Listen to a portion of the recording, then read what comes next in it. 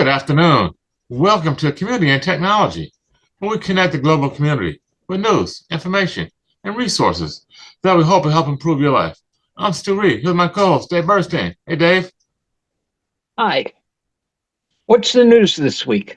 Well, there's a big story on Pfizer and a gene therapy maker. We did a story a couple weeks back where we reported what we thought was a breakthrough with muscular dystrophy, and it looks like their data may not be accurate. What happened there, Dave? Well, apparently we got it wrong. So did all the doctors. So did the FDA. Gene therapy was replacing dystrophin, the protein that causes the muscular dystrophy, or the absence of that protein. And people thought it was curing them.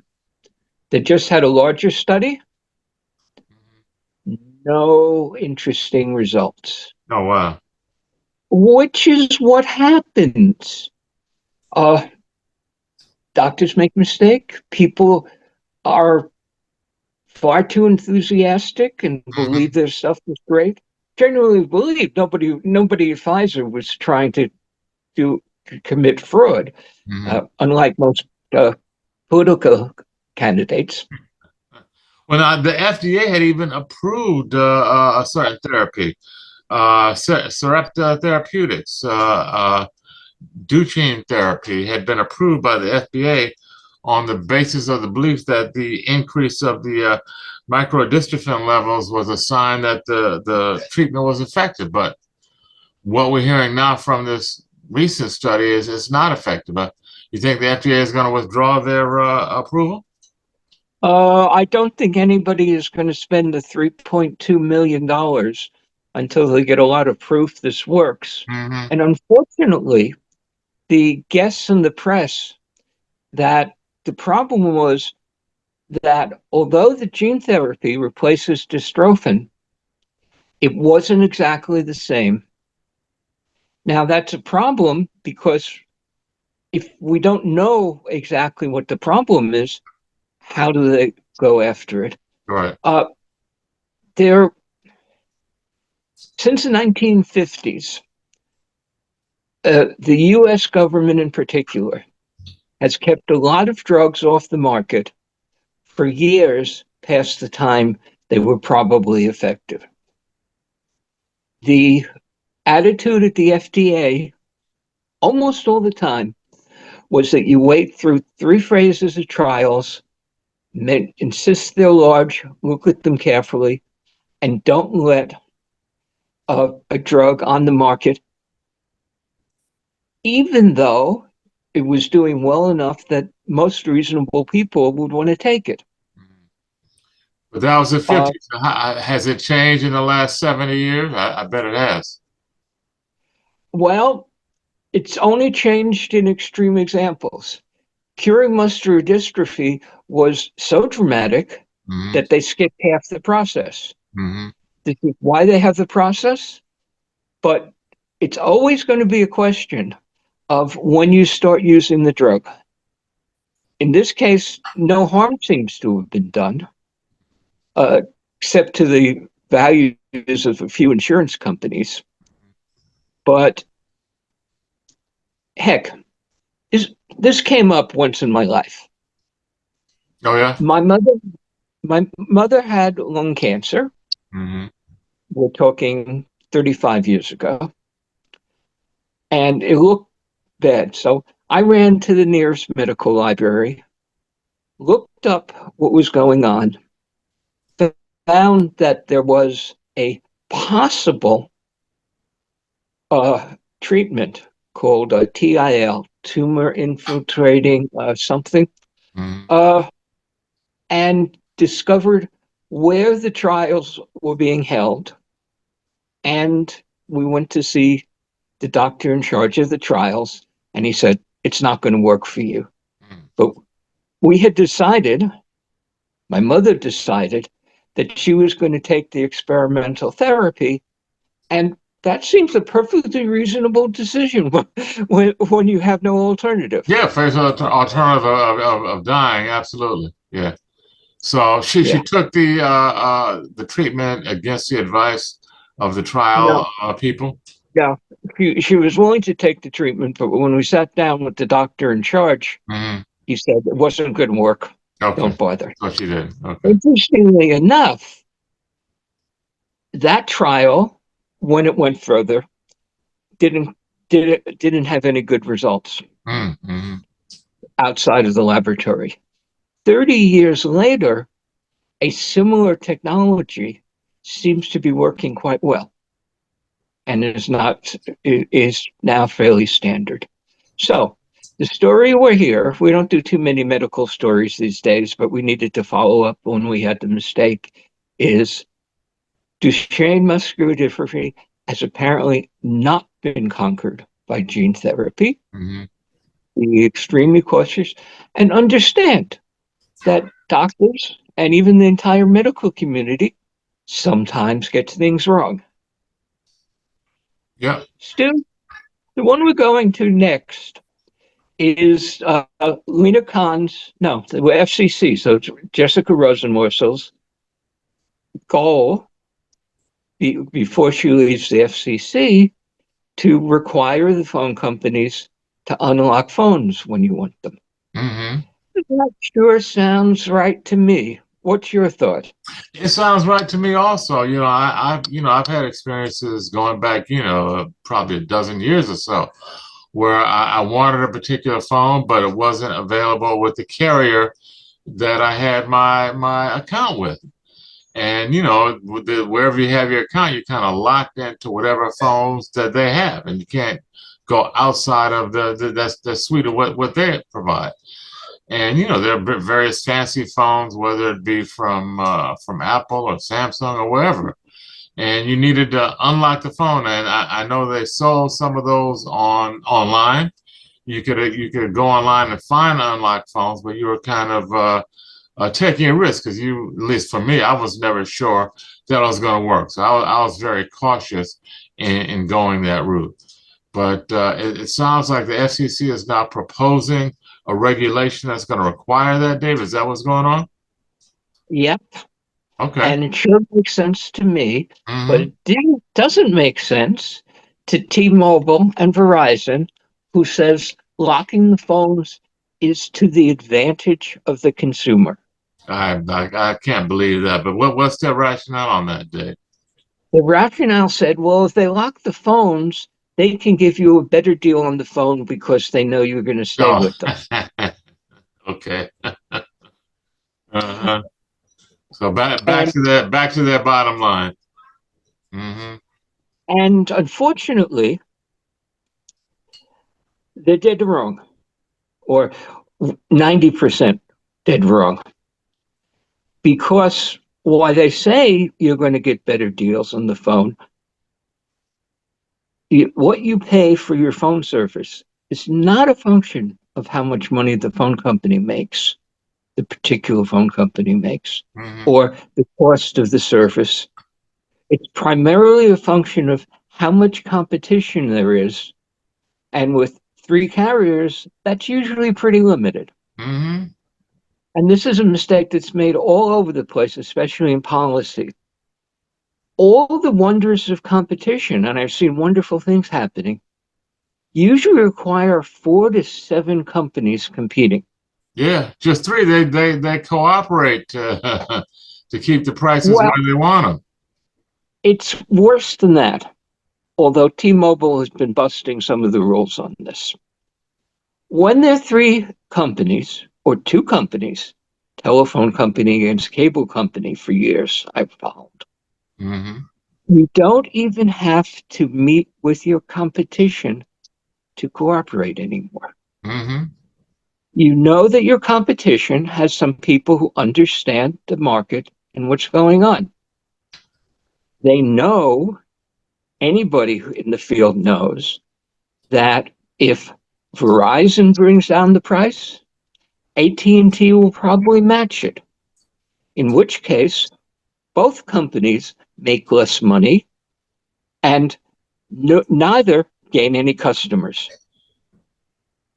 So that when you have only 2 or 3 or 4 or 5 when they're not actively competing, they just look at what makes sense for the other guy to do.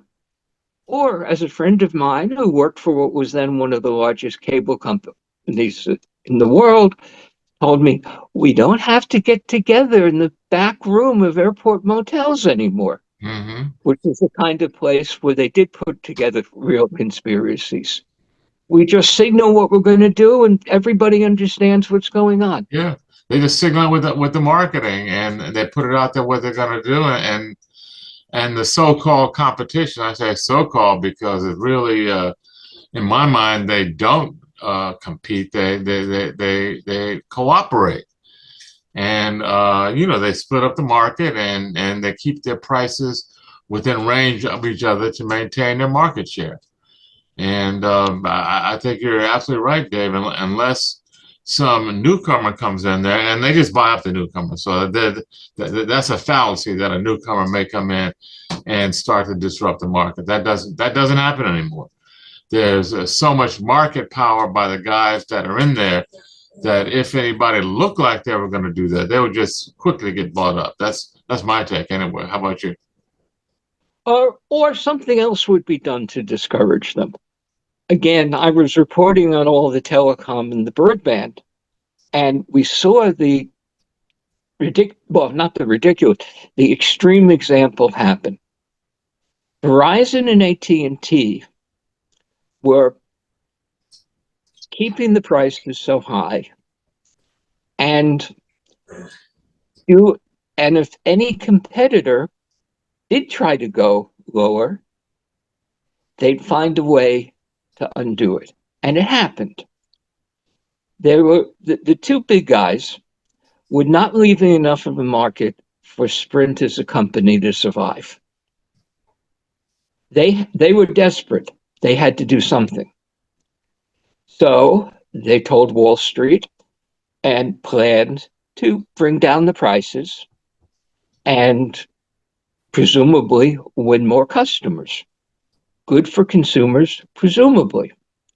It totally failed because Verizon, to maintain the cartel, the unacknowledged cartel. Yeah, that's a good word for it, Dave. I was searching for the word. That's exactly what it is. It's a cartel.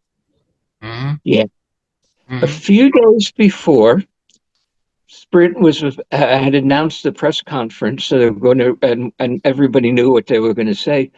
Verizon suddenly cut their prices to below where Sprint was going to go, which meant, because at that point, Verizon had a much better network than Sprint, very few people would spend Sprint at the same price.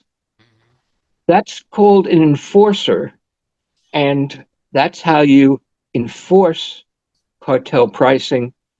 That's the real world, and everybody who understands the business at T-Mobile and Verizon knows this even better than I do. Mm-hmm. They just make arguments up in Washington, and often the press just follows them. So what do you think is going to happen with this unlocking legislation? Is the FCC going to prevail? Maybe. Mm-hmm. Jessica Rosenworcel, who's the chair of the FCC, probably leaving in January in the next election, whoever runs. That's the tradition of the FCC, is a very strong, very committed leader, a decent woman who knows everything I'm saying and may get it through. There was a similar thing that happened, again, with a very strong commissioner, who I don't happen to personally know, but I really admire her work, Lina Khan at the FTC, the Federal Trade Commission. She did something that makes absolute sense, and this went through. Have you ever tried to cancel a subscription to something and found out you couldn't figure out how to cancel it? Yes, I have, especially some of the online stuff. It's like very arcane and buried in somewhere in almost impossible to find. Yep. Well, that's going to be illegal in a few weeks. Nice. The FCC has a rule, and it has a lot of teeth to it, and gets to all the exceptions that they could think of. Mm-hmm. Now, there had to be a one-click unsubscribe. I wound up paying for the New York Times for a month or two because where I had another prescription I got on some deal because I couldn't figure out how to cancel it. So is this the FTC or the FCC that's regulating this, Dave? The FCC does the phones. The FTC, Trade Commission, is responsible for what businesses in general do. Okay. And this rule has gone through. It's going to be law as soon as they go through the procedures. Now, while we're talking about regulation, Dave, there are a number of, at least one big story out there about Section 230 of the Communications Act. And we've talked a lot about that. Section 230 is a section that protects the big carriers, Google, Meta, and other big technology networks and platforms against lawsuits. Because 230 says that they are not responsible, the carriers and platforms are not responsible for the content that runs across their network. And this section has protected them for decades. But now there's a couple of lawsuits, one against TikTok, where one of the things that happened is there was a video out there promoting what's called a blackout challenge, where folks showing how people can self-strangulate themselves. Don't ask you what the point of that was, but in any event, it was popular on TikTok, and a young 10-year-old girl, Nala Anderson, tried to emulate it and actually killed herself. So, I mean, that's just one example of some content that has been very harmful, deadly, if you will. And so now the U.S. Court of Appeals, Third Circuit, ruled that TikTok is not immune to a legal challenge regarding its algorithms that permits that content to run across it. And there are others. I mean, there's a similar action in the Superior Court in the District of Columbia that ruled last month that Meta, which is Facebook's new name, could not use Section 230 as a shield against a lawsuit, alleging, among other things, that the company's personalization algorithms, and I'd like you to break that down when you can, Dave, were designed to be addictive for children, as are harmful features such as infinite scroll and frequent alerts. These are all algorithms and features of Facebook/Meta that hook kids and addict kids. And this particular Superior Court in the District of Columbia has ruled that Meta cannot hide behind Section 230. What's your take on this? I guess it's got to work its way all the way up to the Supreme Court before some definitive ruling. These days. So I wouldn't expect a consumer-friendly decision. But this is a really tough one.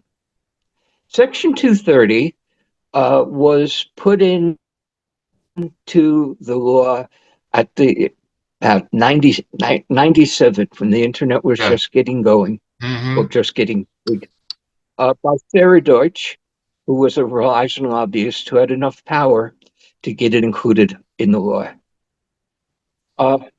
Again, a decent woman trying to do the right thing, and in this case, also protecting her company.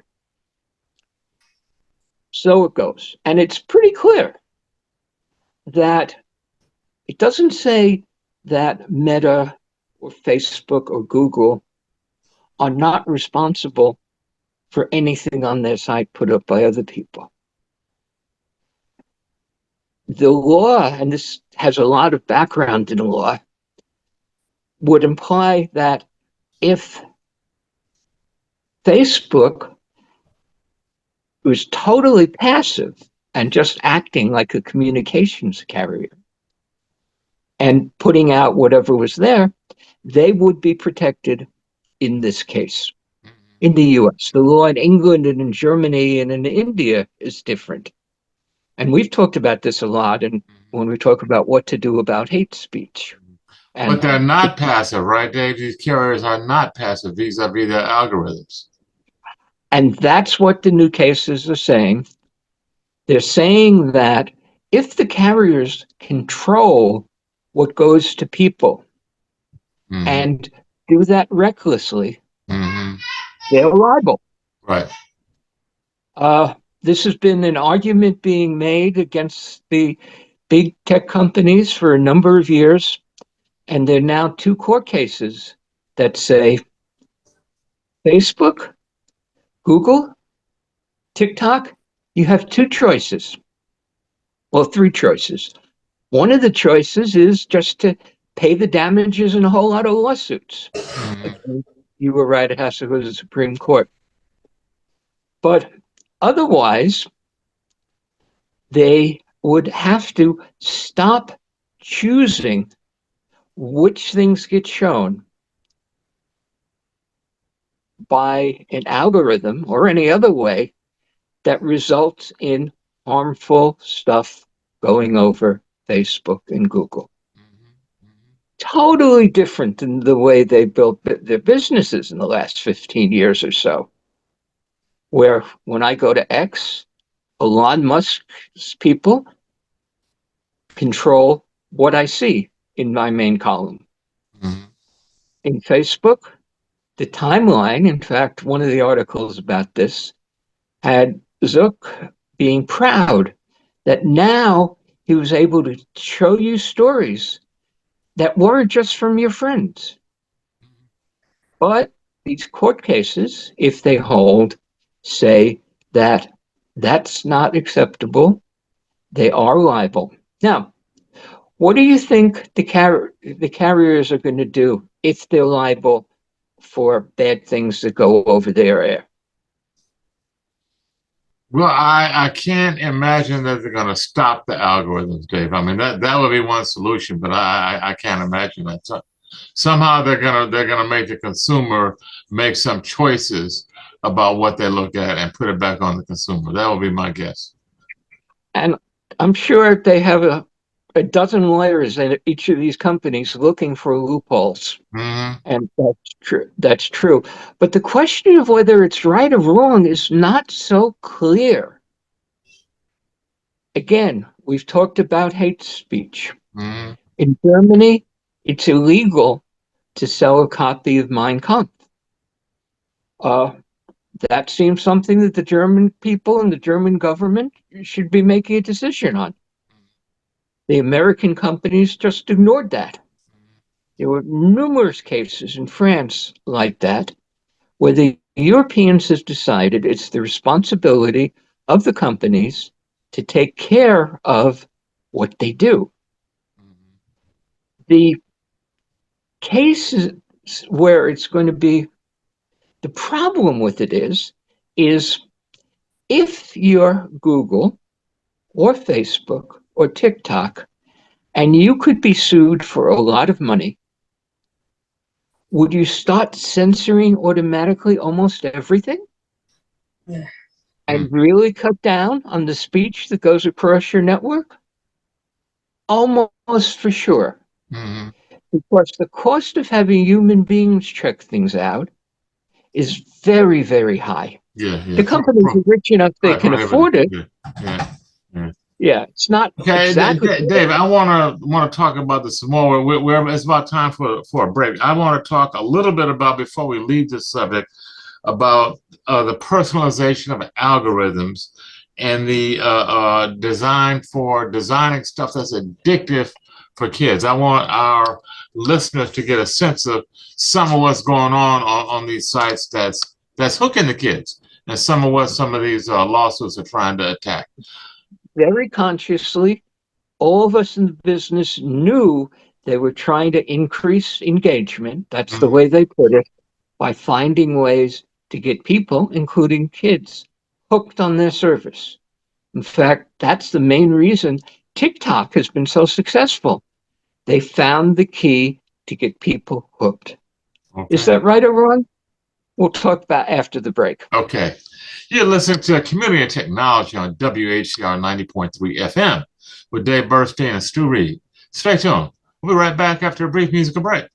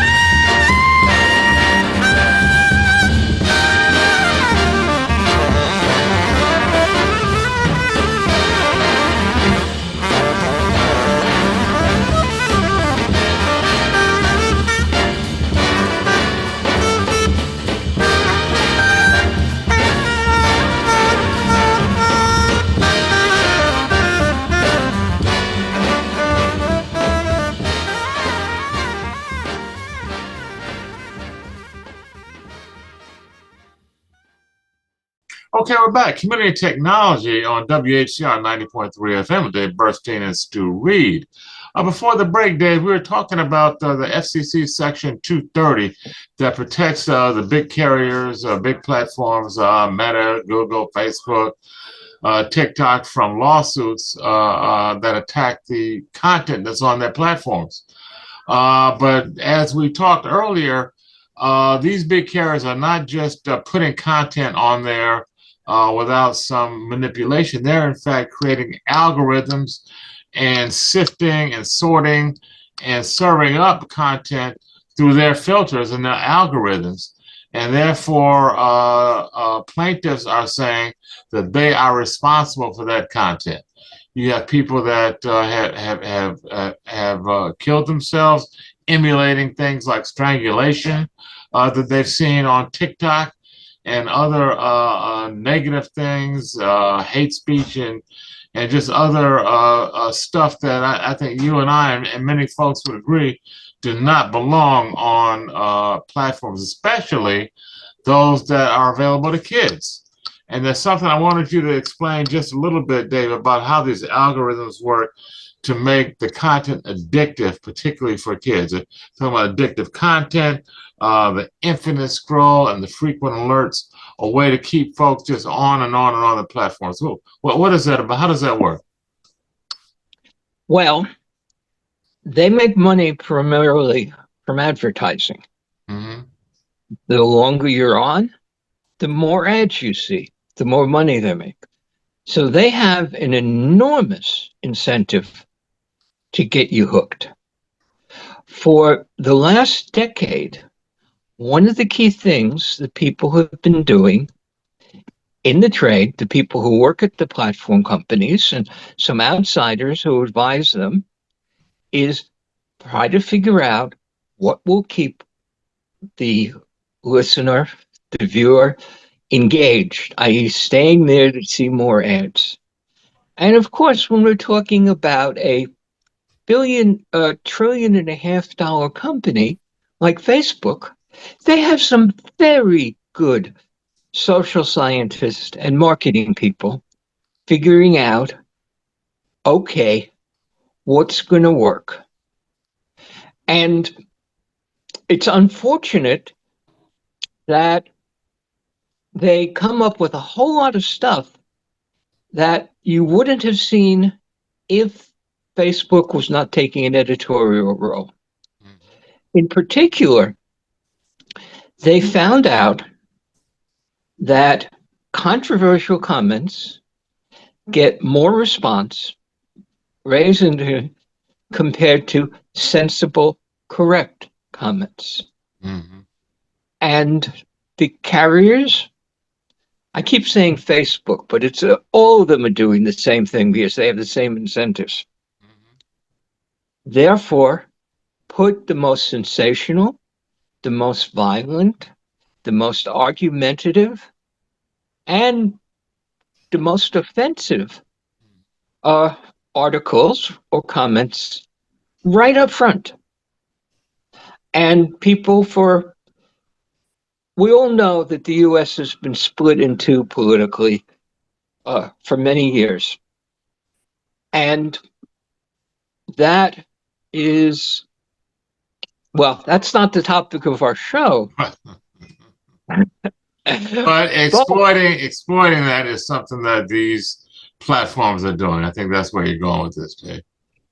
And a lot of people, observers, academics, have said one of the reasons the U.S. is so polarized is because the platforms that are where people get more news than from the media. Mm-hmm. They really are that powerful. Emphasize the things that are most likely to get people angry or get them to people that agree with that and hence like what they're seeing. So that I don't often get on my Facebook wildly conservative comments. Because Facebook has looked at what I've said and what I've done, which in the case of Facebook is very little, and tries to give me what they think I'll like. Mm-hmm. So there's part of the problem. So what do you do about this?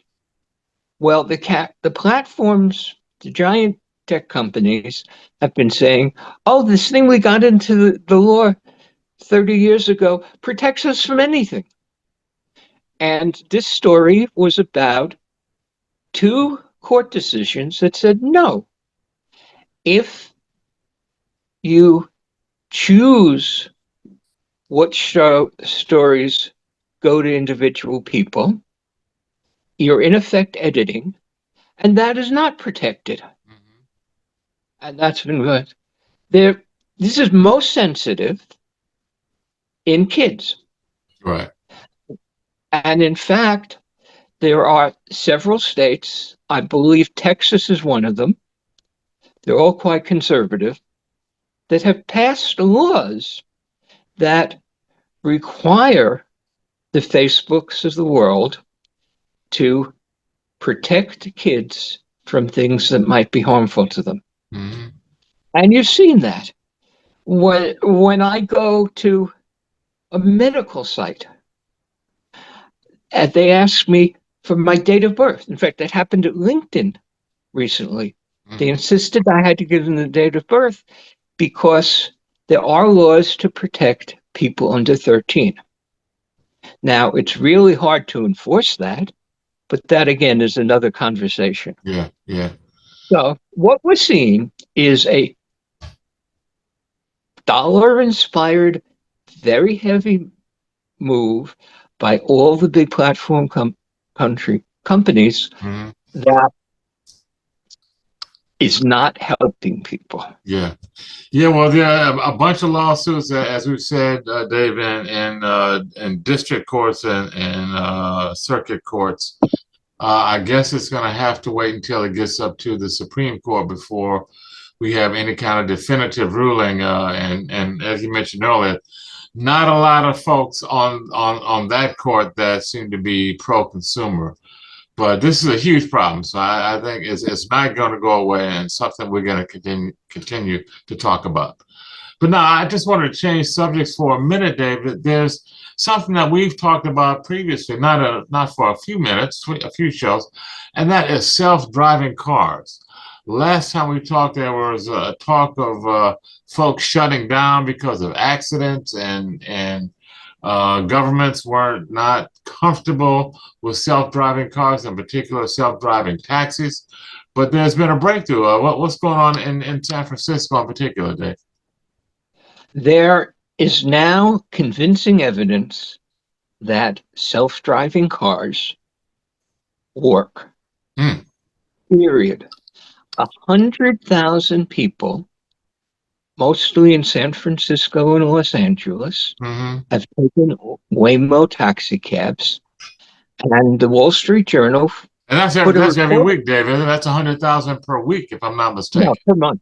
Per Oh, per month. month. Okay. But still an awful lot. Yeah, that's a It's only lot. two, it's only two cities. And they're going to go nationwide as quickly as they can, which will probably be a few years before it gets to New York, because New Hmm. York's going to be hard. People are happy with the robocars, and the record at Google's Waymo, who spends over $100,000 on the computer and the sensors in each car at this Wow. point. And Dave, they're Uh, Jaguars, aren't they? They're a high-end vehicle. the one that they just cut a deal with, I think, Kia to get some less expensive, Okay. but they're going to stay with the expensive sensors. Hmm. There, the evidence now is there are enough people on Waymo and on two Chinese carriers that are very active doing the same thing that proves it is possible to reasonably safely run robocars. Mm. Now, a lot of people think Elon Musk and Tesla have pretty much shown that it's not safe. There have been a number of accidents and people have been killed. Hmm. Elon says, "Oh, but more people would have been killed with the average driver who might be drunk." And the data on that's both two ways. But Waymo, which is spending much more on each car and on the program, we're talking tens of billions of dollars it took to do. The other one, where you were talking about them being prohibited, General Motors Cruise, after several accidents in San Francisco, lost their license to do testing of automated drivers for cars. Now, something that most people didn't know, I didn't know until a few weeks ago, was that, in fact, they are not completely autonomous cars at Google or anywhere else. Really? Yep. How could it be not semi-autonomous? How does that work, Dave? There really is a facility, and I forget who it was, something like a major TV network, got invited to visit the facility where there are a number of people who are ready to stand in, not for emergency protection, because they can't do it fast enough, but to deal with problems that the computers in the car can't. So then what? They're doing live monitoring of the robocars? Is that it? Well, they've always been doing live monitoring, and now they're doing live intervention. Okay. Probably not very often. But what happens if a rock concert with 20,000 people suddenly gives out and 4 streets around the cars can't pass? They may or may not have a way to deal with that on the computer. If the computer on the car can't deal with it, they do have people who will step in and detour those cars or whatever it takes. So they are not completely autonomous, and Google... That's interesting. I never heard that before, Dave. That is indeed news to me. Never heard that one. Yeah. Now, we know that the Tesla full self-driving is a blatant lie. And in fact, Tesla has said it's not really full self-driving. You must watch the road and be ready to take over at any time. So that's probably a liability precaution that they're taking, I would think. That's what it sounds like. Yes, precisely. Because people have been getting killed in Tesla accidents in the full self-driving mode. Again, Elon Musk says, well, we're safer than people who might be drunk drivers. And when you look at the data, it's not clear one way or the other. But I am now convinced that it is practical to put 10,000 cars on the streets of San Francisco, which is mapped very carefully. And yeah, I just want to point out that the Waymo in San Francisco only drives on the streets of San Francisco. It does not drive on the highways that are in the city. Only on the streets. And that's a sensible thing to do. You don't know how well it's working. And highway driving at higher speeds is more dangerous if an accident does happen. Right. So that's no surprise. What will this mean for you?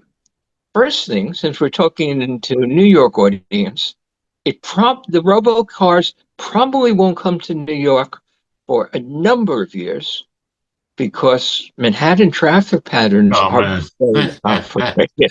Even the best live driver is challenged driving in New York City. I mean, I don't know how a computer could do that, but who knows?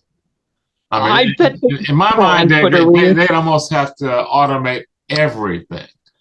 Because if you have automated cars and live New York drivers, I mean, to me, that's mayhem.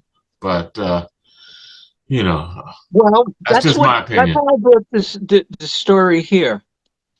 the Wall Street Journal story, I'm pretty sure it's the Wall Street Journal. I don't have it in front of me. Got the number that they're now up to 100,000 rides a month, mostly in San Francisco and Los Angeles, where they've mapped the city almost to the inch and have all the traffic possibilities. And before they turned on the self-driving, they drove hundreds of thousands of miles to test it with human drivers there available for backup. And that's the kind of thing that has to be done to make it work well. You know, I thought it was funny, some of the anecdotal statements that I read. Folks were hesitant to try it out, but once they tried it out, they seemed to fall in love with it. And then one of the statements that I read that gave me a chuckle was that I don't have to make conversation with the driver. I don't have to have my social head on. And another one, I can have a private conversation with my friend and not worry about eavesdropping. So, I mean, some of the benefits of not having anybody in the front seat. And we all know if there's nobody in the front seat and they're monitoring where the car is driving, but they're not monitoring what's being said and done inside the car, what people will do, especially teenagers who don't have any place to go. Okay. We'll leave that for another discussion. Now, Dave, speaking of privacy, which you kind of alluded to there, you know, I saw a story about robot vacuum cleaners, which you would think are kind of innocuous, but not so innocuous. When they first came out, folks were saying, well, you know, they could collect data about the size of your room and stuff like that, about your dimensions of your home. But now they're putting cameras in these robot vacuum cleaners and collecting all kinds of data, and who knows what they're doing with it. What's your take on that, Dave? One of the robo vacuum cleaner companies has a camera on their vacuum cleaner that is on all the time it's working, and sends that film back, at least sometimes, to the company. Even if the film happens to show, as this story said, somebody sitting on the toilet. Oh, my goodness. Now, they say it's all anonymized, but we know anonymization doesn't work very well. And you have to think about this, whether or not you want that possible leakage of your information. Remember, any system can be hacked if the hackers are good enough, especially if they're the government, whether the US or China or Iran. They can essentially crack everything. The Internet Archive was cracked with 23 million records, which sometimes included credit card information. So, do you want your data out there? There are a lot of people, and we should have Cory Doctorow back on the show because he's the most articulate on it, that say no data should be kept. It was two Princeton professors a while back who proved pretty conclusively that the methods being used to anonymize the data could be defeated. Yeah, de-anonymized.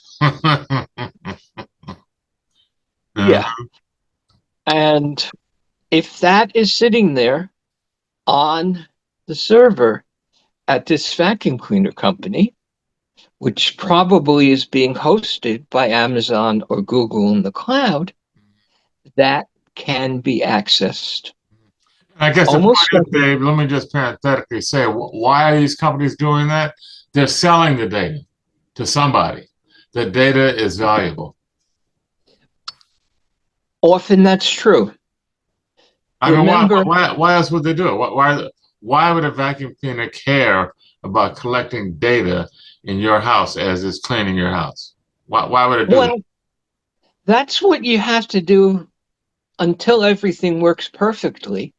you have to gather data of what's going on. When does the thing bump into something? Okay, How I do got we that. tell whether it's a dog that's going to move or a chair that isn't going to move? Mm-hmm.